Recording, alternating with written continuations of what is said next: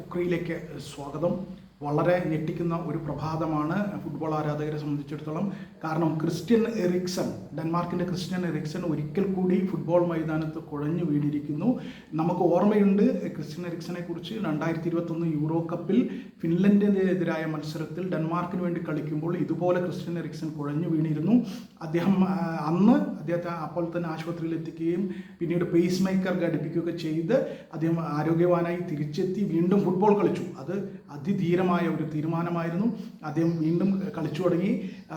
ഇപ്പോഴാണ് ഇന്നലെ രാത്രി ഉക്രൈനെതിരായ ഒരു ലോകകപ്പ് സൗഹൃദ മത്സരത്തിൽ, ലോകകപ്പിന് മുന്നോടിയായുള്ള സന്നാഹ മത്സരത്തിൽ കളിക്കവെയാണ് വീണ്ടും എറിക്സൺ മൈതാനത്ത് കുഴഞ്ഞു വീണത്.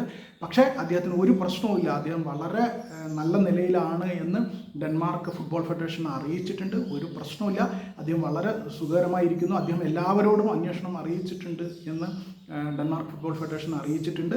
അദ്ദേഹം ഇന്നലെ കുഴഞ്ഞു വീണ ശേഷം അല്പനേരം മൈതാനത്ത് ഇരുന്ന ശേഷം തനിയെ എഴുന്നേറ്റ് നടന്നിട്ടാണ് പുറത്തേക്ക് പോയത്. അതുതന്നെ വലിയൊരു സന്ദേശമാണ്, വലിയൊരു സൂചനയാണ്. അദ്ദേഹം ആരോഗ്യവാനാണ് എന്നതിൻ്റെ സൂചനയാണ്. പിന്നെ പുറത്തു പോയതിന് ശേഷം ആംബുലൻസിൽ ആശുപത്രിയിലേക്ക് പോവുകയായിരുന്നു. മറ്റ് പ്രശ്നങ്ങളൊന്നുമില്ല, അദ്ദേഹത്തിന് ഗുരുതരമായ ഒരു പ്രശ്നമില്ല എന്ന് ഡെൻമാർക്ക് ഫുട്ബോൾ ഫെഡറേഷൻ അറിയിച്ചിട്ടുണ്ട്. കൂടുതൽ പരിശോധനകൾക്കായി അദ്ദേഹം ആശുപത്രിയിൽ തുടരും. അദ്ദേഹത്തിന് വേറെ പ്രശ്നമൊന്നുമില്ല, എന്നാലും ചെന്ന അവസ്ഥയിൽ ഒന്ന് കൂടുതൽ കാര്യങ്ങൾ പരിശോധിക്കേണ്ടതുണ്ട്. ഇത്തരം കാര്യങ്ങൾ 2021 അദ്ദേഹം കാർഡിയോ ഡിഫിബ്രിലേറ്റർ എന്ന ഉപകരണം ഹൃദയത്തിൽ ഘടിപ്പിച്ച ശേഷമാണ് വീണ്ടും മത്സരക്കളത്തിലേക്ക് വന്നത്. അതായത് കാർഡിയോ ഡിഫിബ്രിലേറ്റർ എന്ന് പറയുന്ന ഒരു ഉപകരണം അദ്ദേഹം ഹൃദയത്തിൽ ഘടിപ്പിച്ചിട്ടുണ്ടായിരുന്നു. അങ്ങനെയാണ് അദ്ദേഹം വീണ്ടും കളിക്കളത്തിലേക്ക് വന്നത്.